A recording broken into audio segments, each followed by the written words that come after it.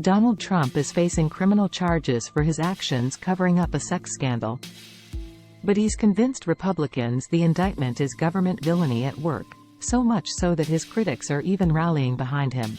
And the normal pre-Donald Trump world, a politician getting in trouble for paying off an adult film star he allegedly cheated on his third wife with would be, a political scandal like the kind that brought down everyone from Eliot Spitzer to John Edwards.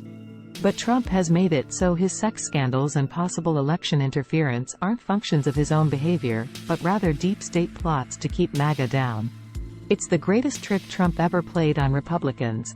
He's convinced them that attempts at accountability for his actions are a direct assault on them. This is an attack on our country the likes of which has never been seen before, he posted after news of his coming indictment in the Stormy Daniels hush money case, adding that it's part of the continuing attack on our once free and fair elections. And this framing of his personal scandals as nefarious forces targeting his supporters has cemented his hold on the base. Trump's refusal to accept any personal responsibility and his ability to double down in a truly pathological way has created a world where his base no longer operates in reality, but instead in a kind of MAGA land. It's a terrain so profoundly distorted that Trump's base believes that organizations like the FBI and the CIA are composed almost entirely of liberals whose sole purpose is to hurt their guy, and by extension, them. In this scenario, the act of holding Trump accountable isn't actually about holding Trump accountable at all. Trump's indictment is everyone's fault except for Trump's. He has an ability to say a lie, like the 2020 election being stolen so many times, and so shamelessly, that much of the GOP base believes it. The witch hunts against President Trump have no basis in facts or law. The deranged special counsel and the DOJ have now resorted to prosecutorial misconduct by illegally leaking information to corrupt the legal process and weaponize the justice system in order to manipulate public opinion and conduct election interference, because they are clearly losing all across the board. Trump spokesman Stephen Chung wrote in a statement about the DOJ's investigation into the classified documents found in Trump's Mar-a-Lago residence. This kind of post-truth jujitsu has created a base that is so sticky and so dependent on him, that Republicans, regardless of their feelings toward the former president, seemingly have no choice but to voice their support of Trump, particularly in the face of any legal accountability.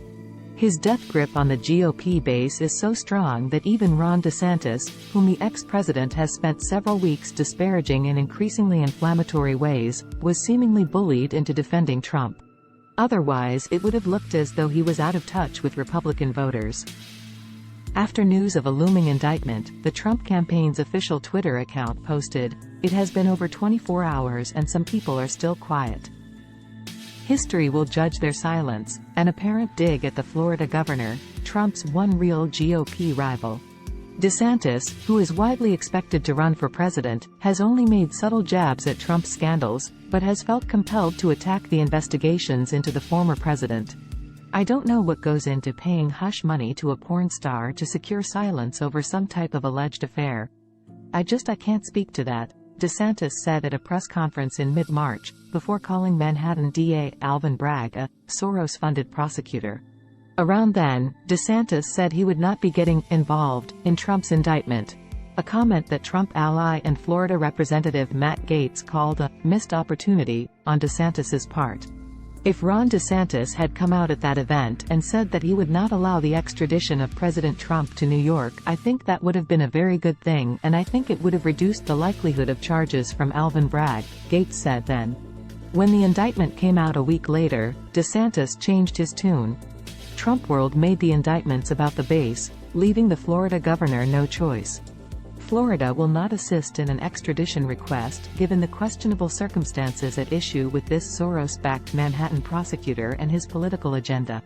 DeSantis tweeted the day the indictment dropped. And even though DeSantis's comments were specifically critical of Bragg, and not in support of Trump, it looked like he was rallying around the former president.